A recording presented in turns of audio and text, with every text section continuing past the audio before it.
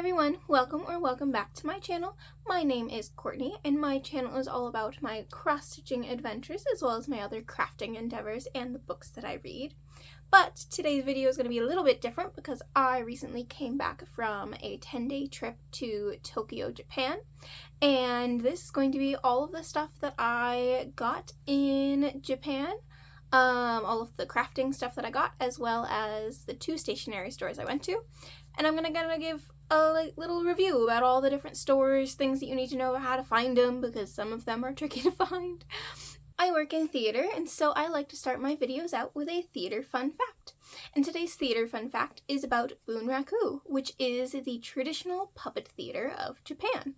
It is one of 3 traditional styles of theater from Japan. It developed during the Edo Period in Osaka. The Edo Period is known for, it was a period of peace and prosperity, which allowed for growth in art and culture. There was a lot of urbanization and an economic growth as well. So it allowed for people to go and see all of this new art and stuff that was forming, and allowed people more leisure time to go see all of this. So, like I said, it is a form of puppet theater, and the puppets are traditionally about half life size, so about half the size of a real person. And they are typically operated by 3 people at once. And the puppeteers are fully visible, but they're wearing all black, and they are intended to be invisible. So you're not supposed to see them even though you are fully seeing them. They're just dressed in all black. And something else that I think is really interesting, the show is narrated by one person, doing all of the voices, everything for every single character. One person is narrating, and each puppet takes about 3 puppeteers. So there you go. There's your theater fun fact. So like I said at the beginning, I was in Tokyo for 10 days at the very beginning of April. We left on March 31st, arrived in Tokyo on April 1st, and left on April 10th. This was my second trip to Japan.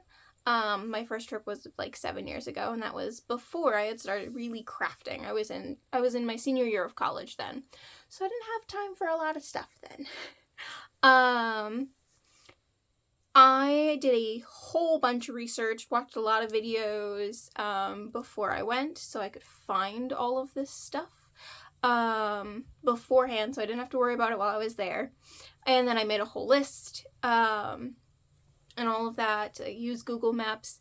If you want a full breakdown of my entire trip and all of the tips and tricks that I used about getting around Japan, or more specifically Tokyo, and just being there for 10 days and like what I did each day, more specifics on all of that, stay tuned because I'll post a probably very long video giving a whole breakdown of my entire trip with all of the stuff that I bought. But today's video is just going to be about all of the crafting stuff that I got, and the stores that I went to, and the stationery stuff that I got, because stationery is kind of along with crafting.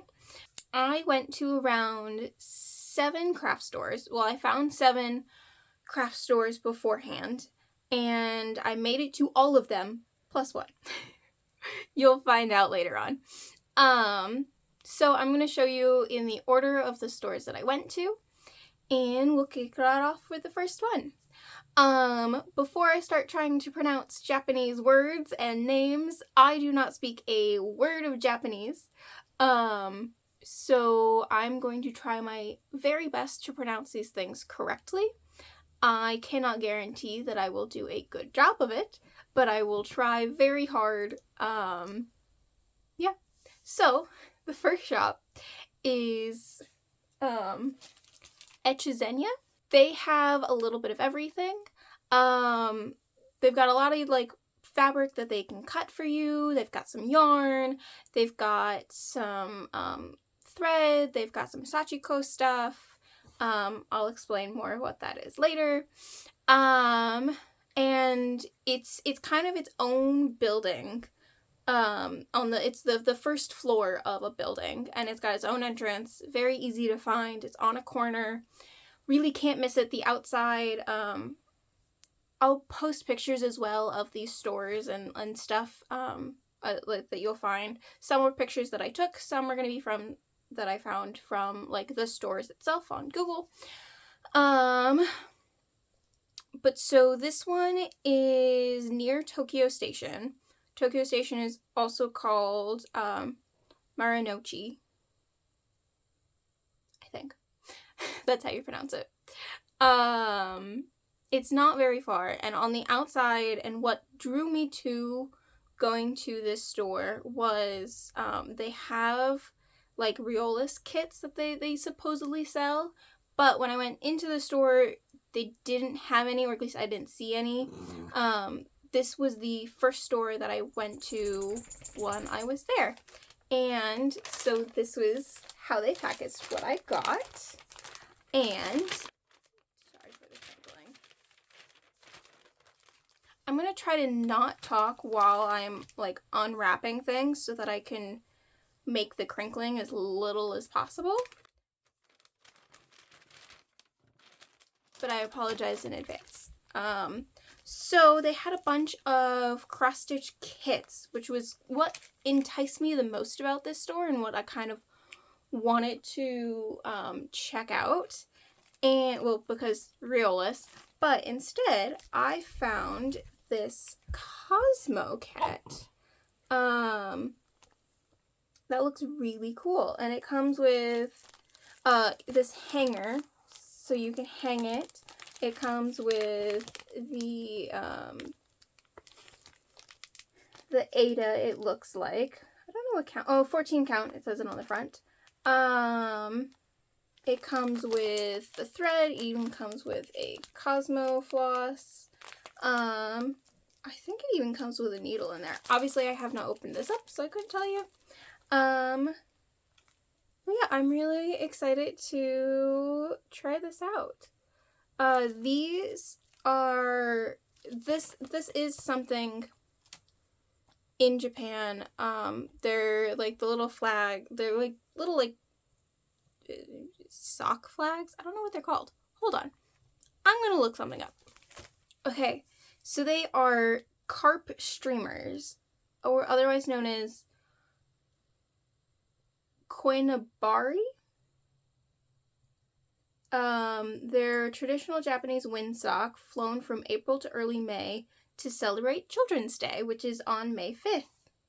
They're typically colorful carp, and they represent a wish for children to grow healthy, strong, successful, symbolizing courage because of the fish's ability to swim upstream. And it's carps. So there you go. I've seen them before. I had just never known what they meant. But yeah, so I'm really excited to make this. I have no clue what any of this says, but I could very easily use Google Translate to figure it out. So there is the first store. Alright, so after that, we have the first stationery store that I went to, which is Itoya. This is in Ginza, and it is a 12-floor stationery store. There is only an escalator, or the escalators only go up. How you come down is either stairs or the elevator. I usually will try to go all the way to the top floor and then go all the way down. That's what I tried until I realized that there was no elevator. Or there was no escalator down. So if you don't mind taking the stairs down, that's the perfect way to do it. Otherwise, shop on the way up. And you do not have to pay on each floor. You can grab a basket, fill your basket up, pay on whatever floor you finish on. So this was the packaging. Super cute. And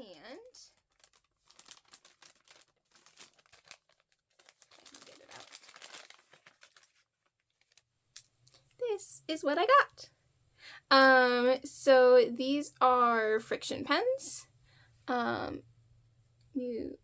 by Frickson. And so somebody that I worked with swore by these, and he used them every single day. And so when I saw them, I was like, I have to get some. So of course I got black and pink, because pink is my favorite color, if you can't tell by the color of my walls. So yeah, there's that. Oh, and if you can see, that's the logo for the store. Alright, so the next store, I'm not 100% sure how you pronounce it. I think it's Hobbyra Hobbyre. The like standalone store is in Ginza. It's on the like ground floor. It's got its own entrance. It's part of a bigger building, but like it doesn't connect to anything else. It's pretty easy to find. Just kind of like a very small, slim store. So it felt very like tight. And the main thing that the store sells is Sashiko. So what is Sashiko? So Sashiko is the traditional functional embroidery technique, also developed during the Edo period. It is a simple, durable running stitch to reinforce, repair, or quilt fabric. It started in rural farming communities, you know, to repair clothing. Clothing was really hard to find, to get, it's expensive, and, you know, as farmers, you rub holes through things, so they would use this technique to repair the clothing, make it more durable. And it was primarily practiced, the farmers, the communities usually practiced it using white thread on indigo dyed fabric. And it had evolved from necessity to decorative. So now it's mainly decorative. You can get kits and stuff. I felt very overwhelmed in this shop because it was so small. So tight. I didn't really know what I was looking at. So I didn't buy anything in this store.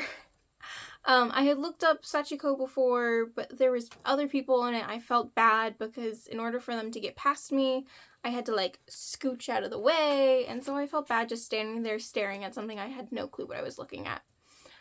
Now that I know more about it and I have bought more things that you'll see later, I want to go back to that one because they had so many things, so many different like kits and stuff and fabrics, and I want to go back there and look at it. So next time I'm there, I'm gonna go look. Yeah, that store is crowded if there are 3 people in there. That's how like small and tight that store is.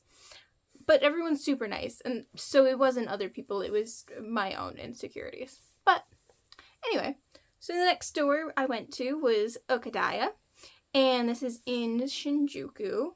It's in a big building, and it is above the Kittyland. But there is a sign on like where the entrance is, where it will take you right to the elevators that you can go up, or you can find the escalators and go up through Kittyland to the store. It is on the 6th through 10th floor, so it's 5 floors in total. And it does give you a breakdown of like what's on each floor, and literally if you wanted anything crafting related, you can find it in this store. Including cosplay. They have an entire floor dedicated to cosplay. I didn't go up to that floor because it was, I think, the 10th floor? 11th floor? The 10th floor? I will post the thing. But you can even get like cosplay makeup and wigs and like literally everything you could possibly want. They've got yarn, they've got DMC thread, which I did look at. I didn't buy any because I wasn't sure what I needed, and I didn't need to just buy DMC while I was there. One thing about that store is also you pay on each floor. You don't go between the floors, anything on that floor, you pay for it on that floor, you go to the next floor. And like I said, you can either go up and down through the elevator, or you can use the escalators, which do have up and down. And so what did I get? So this is how they packaged it. Super cute.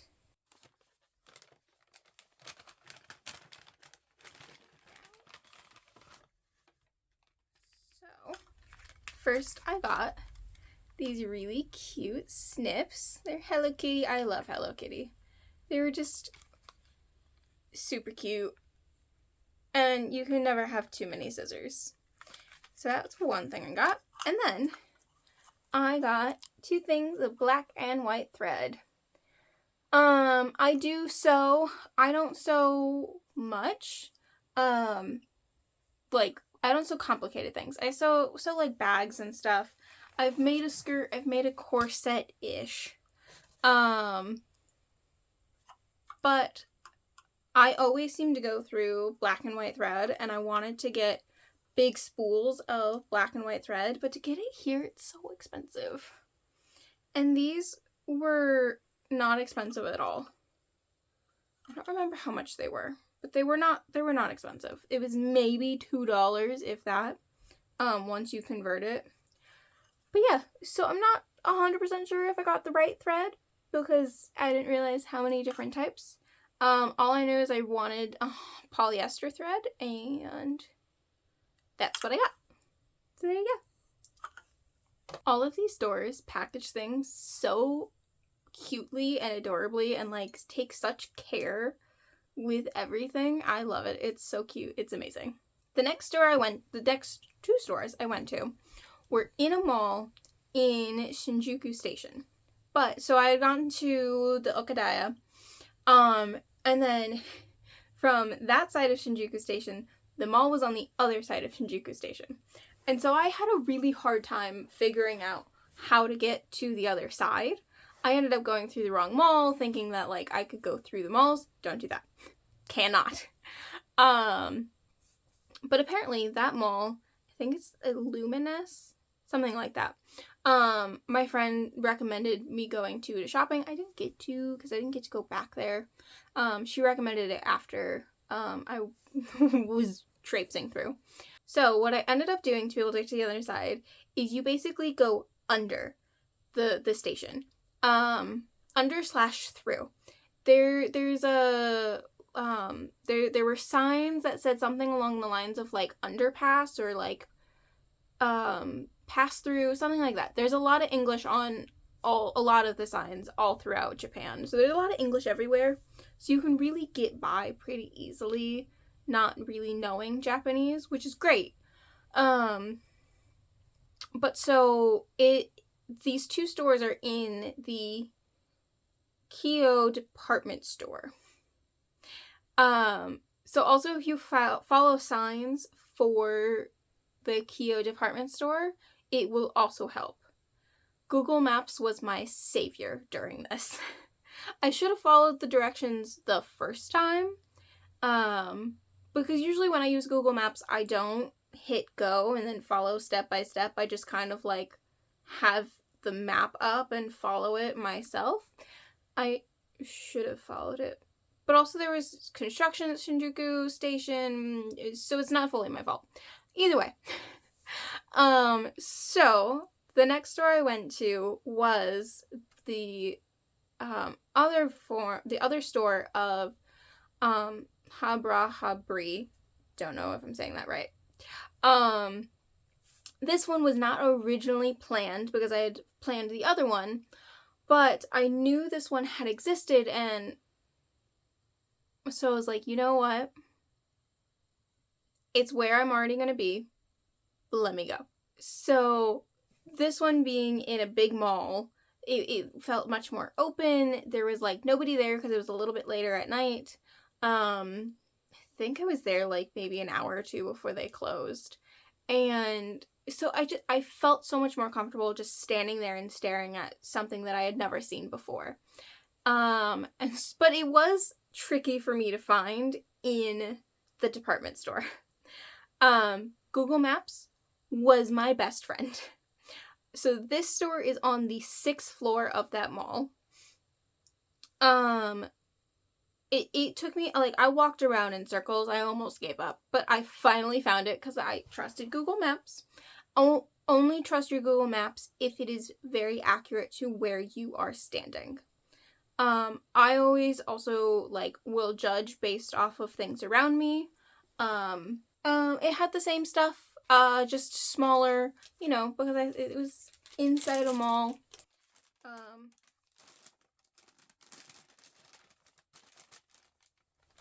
Easier to look around, you know. So this was the bag. This is the mall's name.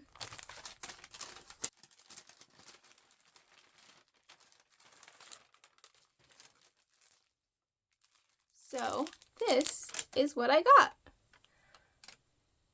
You can see it is, what is it called? The Great Wave, I believe. This does not have any English on it. But it was a kit that they kitted up with that, as well as all of the thread you're going to need for it. Yeah, I'm really excited to try this. So you can kind of see, oh, let's see.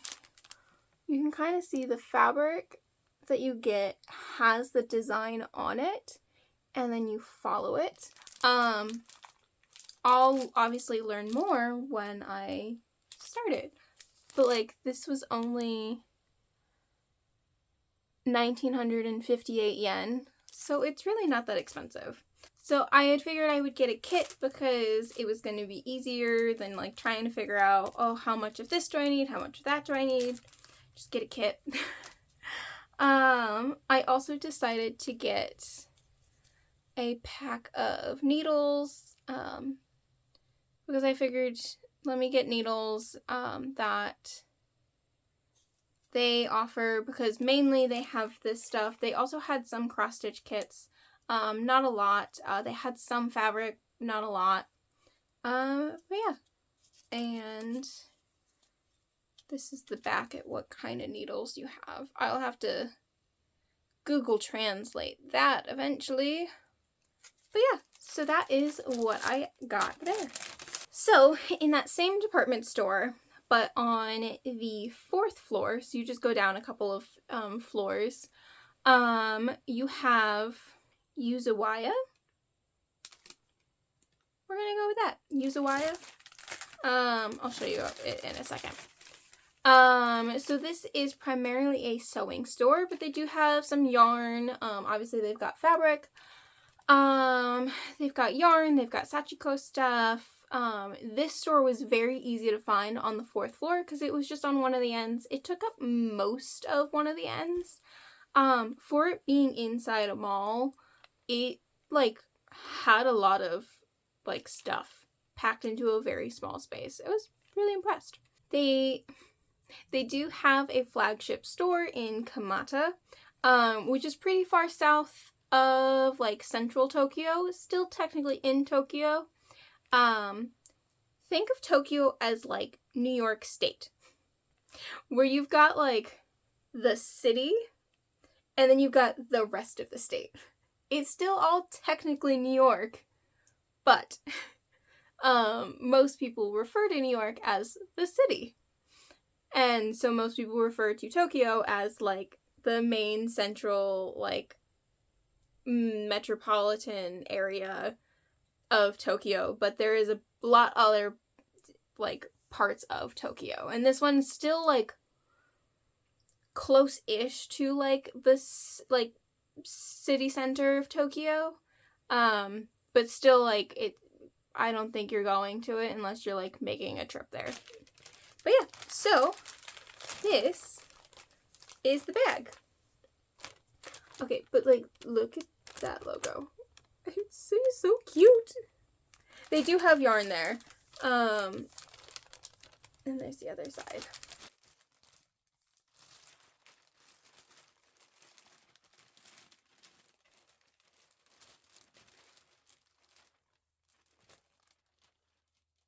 So what I got was I got this kit. They're little cherry blossoms. I had seen this kit in my research before, or I've seen this pattern. Let me show you the back. Before I left, and I thought it was super cute, and I really wanted it. And so it comes with all of the thread you need, and I believe the needle there.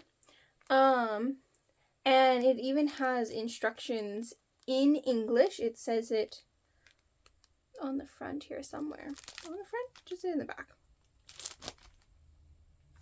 Oh no, this isn't the one that said it comes with English instructions. The other kit. So, this is by Olympus. And so I saw at the Echizenya, the first craft store that I went to, that I thought had the Reolist kits, I saw a lot of kits with the Olympus brand. So apparently, Olympus is a brand based in Japan that does a lot of like embroidery and like yarn and a lot of like craft kits. I had never heard of them before. I'd never seen it before. It's not something people talk about, but they had some super, super cute kits. I just like didn't get them because a lot of the ones that I saw at the first store were full coverage, and I'm not a big full coverage person. But like they also have a ton of these kits. I saw a bunch of these at Okadaya as well. Yeah. But yeah, I'm super excited to try this. And then I also got this, which this is the one that says English instructions included. So this is the indigo fabric. This is more traditional, from what I know, for Sashiko. But yeah, so I'm really excited to try this. It's the Sashiko sampler. And I got one thing of white, which on the bottom it says you would need one skein of 20 meters, and this is 40 meters. And I believe it's 100% cotton. I think I would have to translate that, but it's specific Sashiko thread. But yeah, so that is all of the Sashiko stuff that I got. I'm really excited to learn this, and to like figure out what and how to do this. So stay tuned and subscribe to my channel if you want to see my journey of learning how to do this and whether or not I like it, because I got 3 kits, so let's hope I do. You might also be wondering, why did I go to Japan for a second time in my life? Well, my twin brother lives there, so I will probably also be back to Japan, because he's not coming home anytime soon. So hopefully, by the time that I'm done with those, I will want more, and I can go to these stores again and get more. So next we move on to the second stationery store that I went to, which is Sekaido. And this one was based off of a recommendation from a friend who is from Japan, and now lives in Tokyo. So I got to spend some time with her. Check out my full video. You'll see what I did with her. That will be the next video that I post. But so this is in Shinjuku. It's on the side of the train station where like the Godzilla head is and the Okadaya. This one was a whole lot less touristy. More like a real stationery store where you can get like papers and like it felt more what I had wanted out of a stationery store than Itoya. So I'm very glad my friend recommended this. I actually didn't get much because I am not a big stationery person, but I do love stationery and I do use it for certain things. So this is the packaging. Look how cute that is.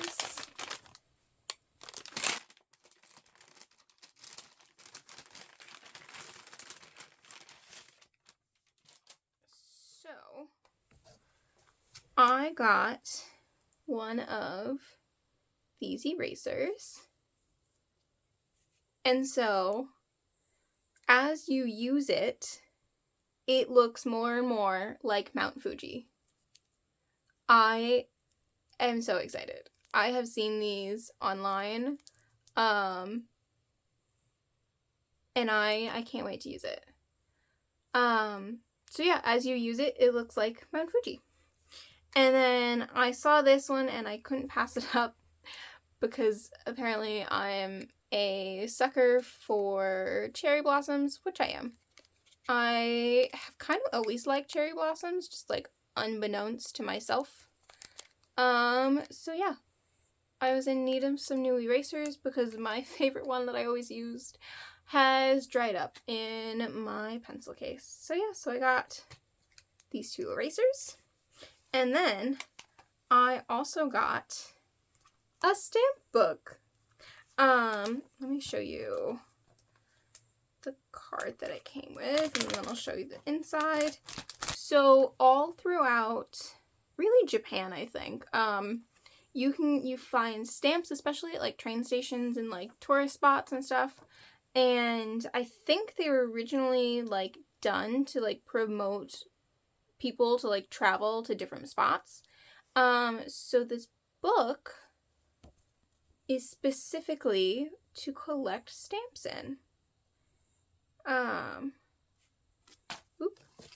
So I just thought this cover was super cute. The Great Wave. I think it's called the Great Wave. And let me not drop what's in here. It came with this like piece of paper. I don't know what that was for. I will have to translate what it says on it eventually. But like I got this stamped. These are from the airport. So I got this book, the main reason I put it because it had an airport symbol. I got this pretty late in the trip, and so I don't have a ton of stamps, but like it's a little bit of like thicker paper, so they don't bleed through quite as much. They bleed through a little bit, but not a ton. And I will go through and write like where these stamps were. Yeah, like that's all of the stamps that I have. Not any others, and there's plenty of like pages left for my next trip. I think this is so cute, and like such a cute way to like remember where you've been, and it's free. These stamps are free. You don't have to pay for them. You just have to find them. And especially because there's, you know, construction everywhere, like there always is construction everywhere, all the time. They sometimes move them, and there is an app called Stamp Quest, which can help you find the stamps and where the stamps are. I'm not putting that back in there. But some of the information is wrong on it because of the construction. But like definitely like either find a stamp book earlier in your trip than I did, or get a stamp book before you go, because I probably missed out on so many stamps because I just didn't have one. I just realized my trip was kind of like split into like embroidery, cross stitch, and then yarn. Because that was all of the like embroidery and like cross stitch stuff, and then the rest is all yarn. Just how it worked out, and like where I was and where all these things were. So that was the 2 stationery stores that I went to. I liked Sekaido so much more, and I would go back in a heartbeat. They also had like pens and stuff. I could have gotten the same pens there. So next we'll move on to one of the yarn stores. I believe it's pronounced Amuyo. No. Amuyo. Amuyo? I don't know. This is in Harajuku. It has its own little entrance. It's a yarn store, like I said. It is super, super cute. If you know the Japanese word kawaii, it's basically just like the word for cute. And it's just kind of like become a whole thing. This is the most kawaii shop on the face of the planet, and exactly what you would expect for a yarn store in Harajuku, which is, it's very, that's place is very like, it's got a style to it. Much more like younger population, and like much more like vibrant and cute. That's where like the Hello Kitty store is, and the Sailor Moon store, and you know, all that stuff. But so, let me take the hair off of this bag. So this is the bag, and yes, you do pay for the bags. It's only like 10-20 yen, so it's like 5 cents, if that. So there's that.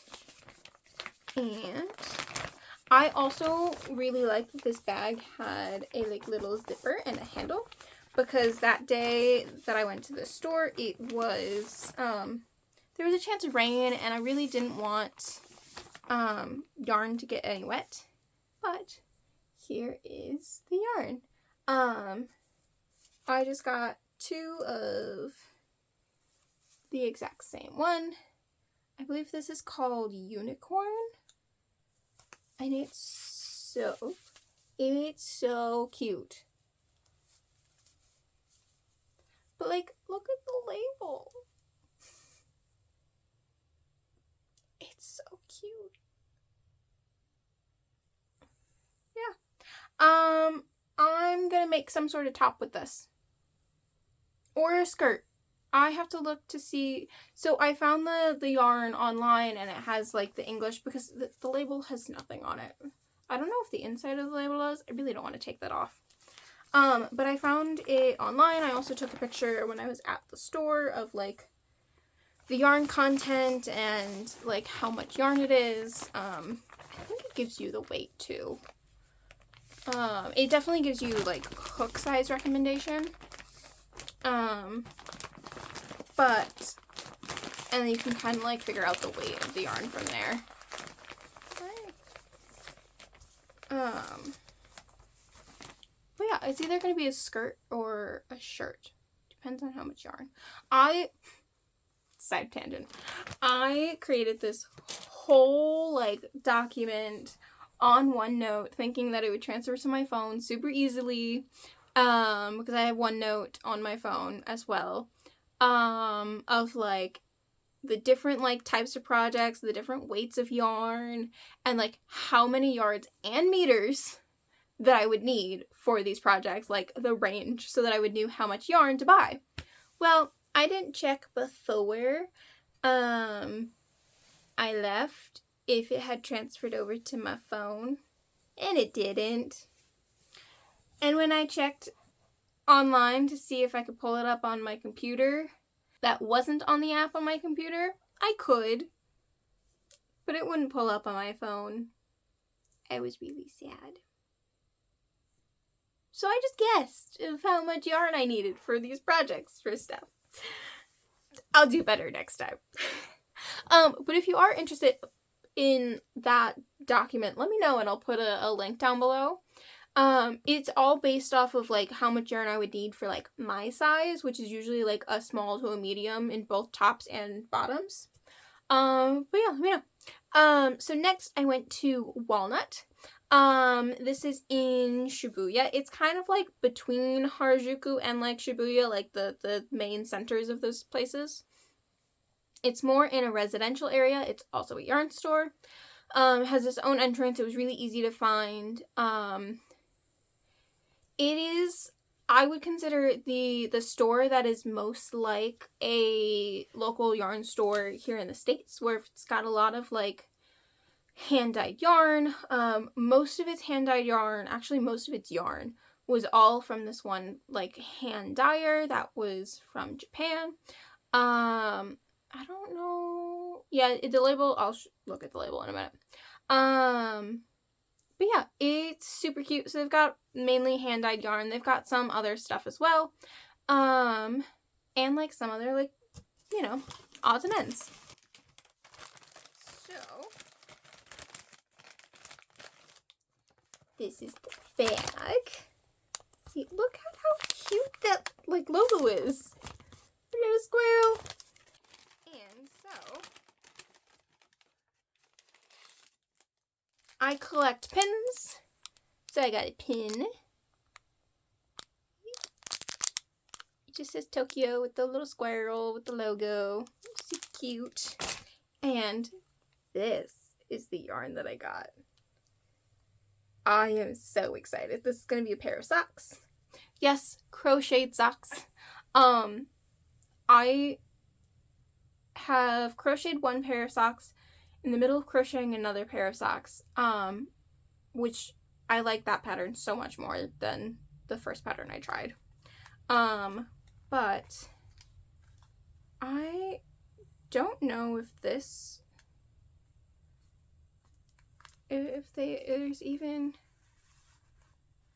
a, like, who the hand dyer is. Oh, it is Amarisu? Amarisu, I think. And it's, Spirit is the type, which is a trusty sport weight. See, like, even, like, the labels are in English. And, like, let's see. It is 330 yards, 100% superwash merino wool, spun and dyed in Japan. So I am really excited for this. This label is also super cute. It's a house.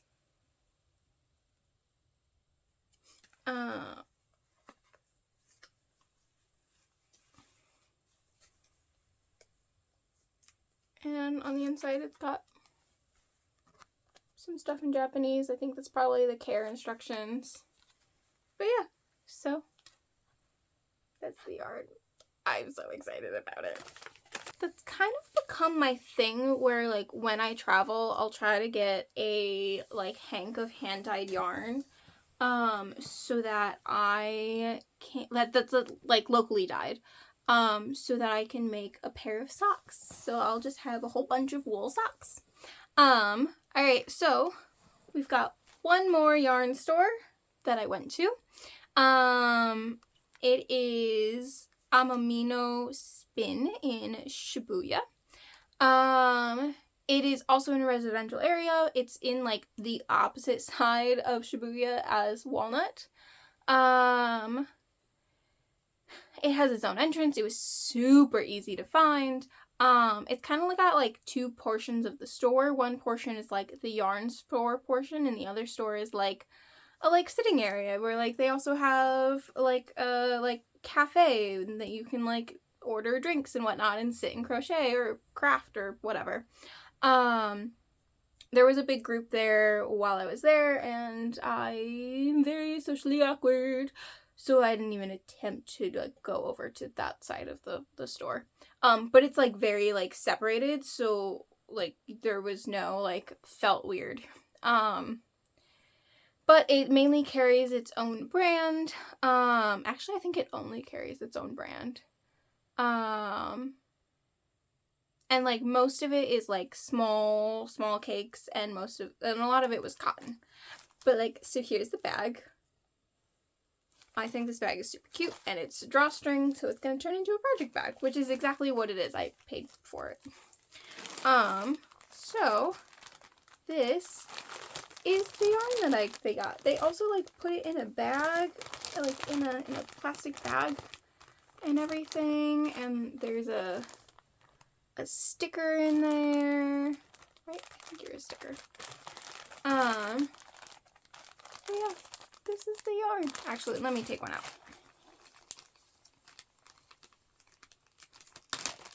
I haven't opened any of this stuff yet. I was waiting to film these videos. So yeah. And, like, look how cute this is. This is definitely turning into a top. So it has absolutely nothing on this yarn label. But I found it online, so I have all of the, what it is, how much it is, all of that stuff. I just think think it's really cute. I really liked it. I thought it was unique and different. But like also the care that they took to put it in this bag and put them all facing the same direction, and it's just like, I wish you found that much care other places in the world. But yeah, so that is all of the stuff that I bought in Tokyo and all of the yarn stores that I went to. So I thought in this video I would also include what I brought with me, how much I ended up using. Since we just touched yarn, I guess I'll show you the yarn project I brought first. Let's see. So I'll show you what I put in my backpack for the plane. Because when I traveled, I had my big suitcase and a carry-on, which I did end up checking. Because I hate having a checked bag that I have to put in the bin above me. I'm short. I don't want to lift something above my head and put it in the overhead compartment. So these two things fit in my backpack. So I had this yarn, this project bag. I made this bag, and this project bag holds my skirt that I am making. Yes, it is bright pink. So I did end up working on this on the plane, on the plane ride there. And I have more like yarn cakes and stuff. But so in the bag I had a little tin which has stitch markers and a couple of needles. This bag has the hook for the project, and I thought I put the scissors in this one. Oh, I moved the scissors. The scissors were in this bag, but I moved it for the plane ride home. So that was that. And then also in my backpack, I put this bag, which holds, it's in the middle of a project, so it's all, the scrubby yarn from Lion Brand, and, the hook for it.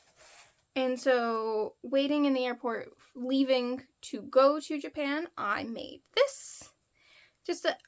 These are like my mom's favorite pot scrubbies.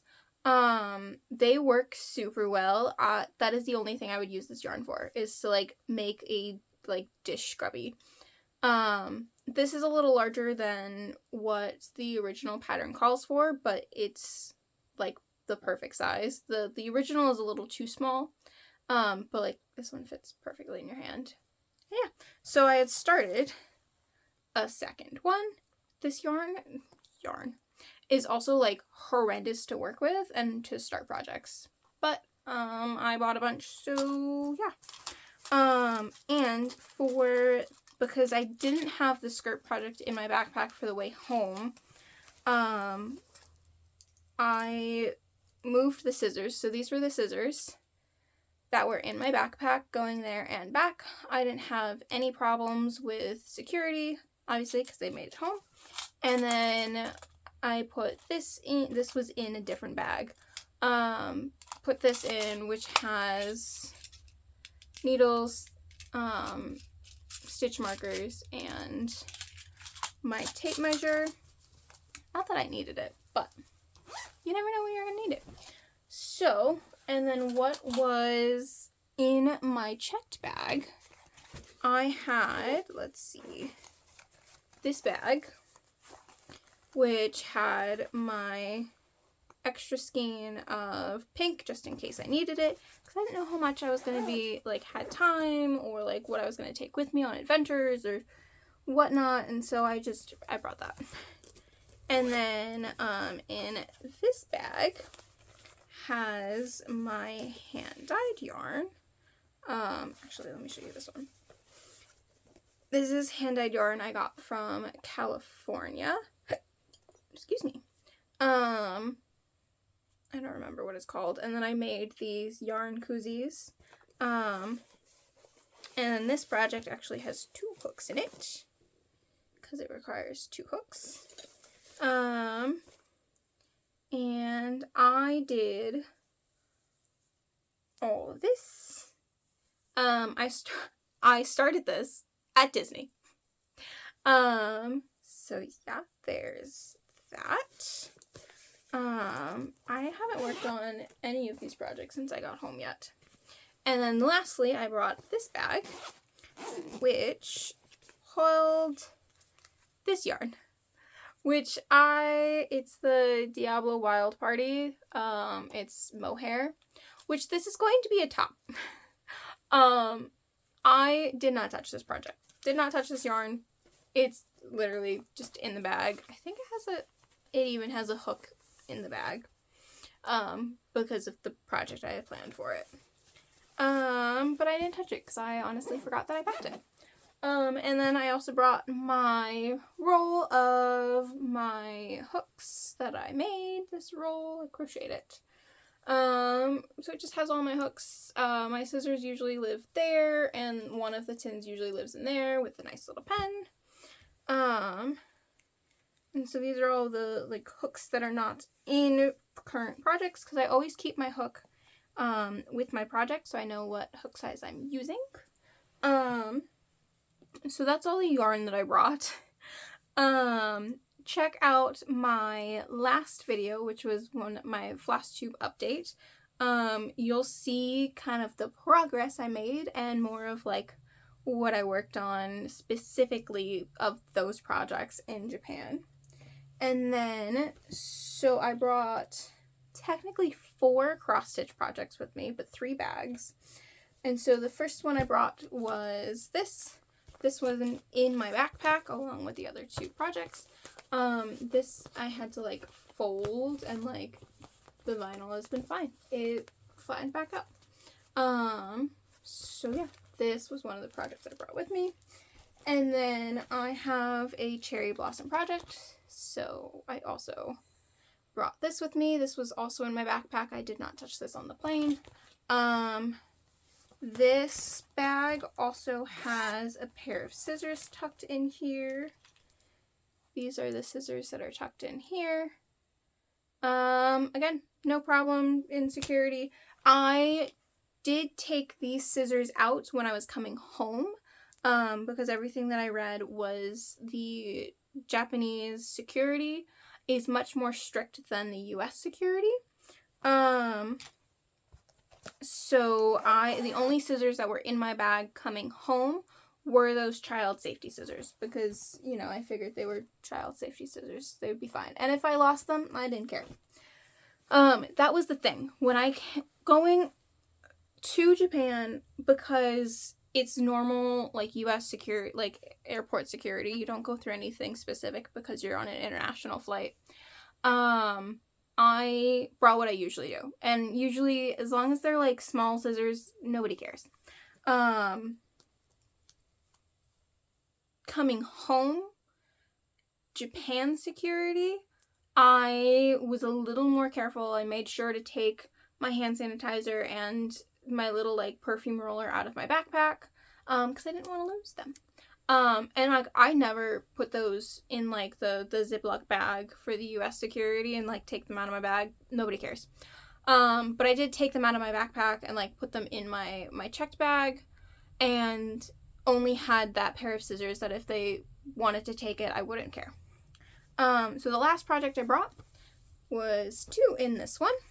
And so this has a project that I had started there, here, and this also has another project in here which I didn't touch while I was there. And let me show you. These were the other scissors that traveled with me to Japan in my backpack. So yeah, that is all of the projects that I brought with me, and kind of what of those that I touched.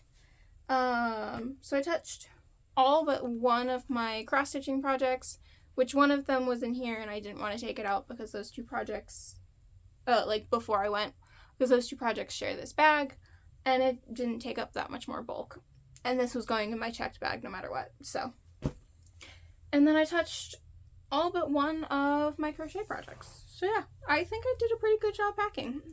Like I said, if you want to see what I worked on in the progress of that, check out the last video, which was my floss tube, and check out future ones. You can see all of the progress I made on all of this stuff, what I've learned about Sashiko and all of that. I would love for you to stick around. I would love for you to subscribe. Leave a comment. What did you like the best? Do you have any ideas for any of these projects? Do you have any advice for Sashiko? Have you ever done it? Any stores you would recommend that I didn't hit? Because I know I'll end up going back. It might be in another 7 years, but you never know. So yeah, thank you so much for watching. I really appreciate it. I hope it was helpful if you're visiting Japan yourself. My next video will be the full recap where I'll tell you everything and anything that I did, and kind of my tips and tricks of how to get around Japan and survive without speaking any Japanese. And so until next time, I hope you have a wonderful day.